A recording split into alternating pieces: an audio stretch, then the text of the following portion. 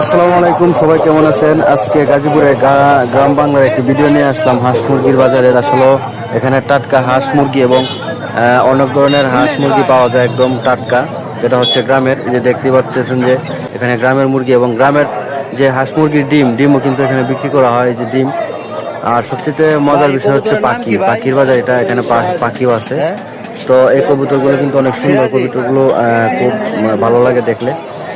এখানে আরো আছে খরগোশ আছে, তারপরে আছে কবুতর আছে, পাখি আছে, আছে অনেক জাতের রঙের, বিভিন্ন রঙের পাখি, পশু পাখি। আসলে আজকে দেখাবো যে এই বাজারে কি কি পাওয়া যায় হাঁস মুরগির বাজারে। তো আজকে দেখলাম যে খরগোশ, তারপরে এটা হচ্ছে মনে হয় সিল্কি মুরগি। আসলে মুরগিটা খুব সুন্দর।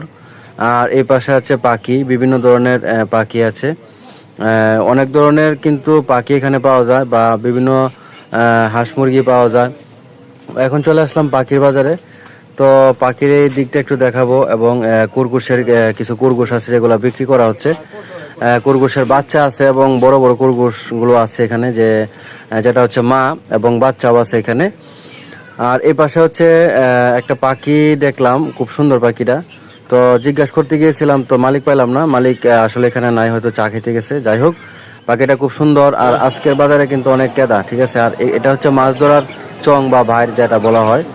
তো আজকের বাজারটা কিন্তু আজকে আপনাদেরকে দেখালাম। অবশ্যই ভালো লাগলে লাইক করবেন, শেয়ার করে দিবেন, পাশে থাকবেন, সাপোর্ট করবেন। আসসালামু আলাইকুম।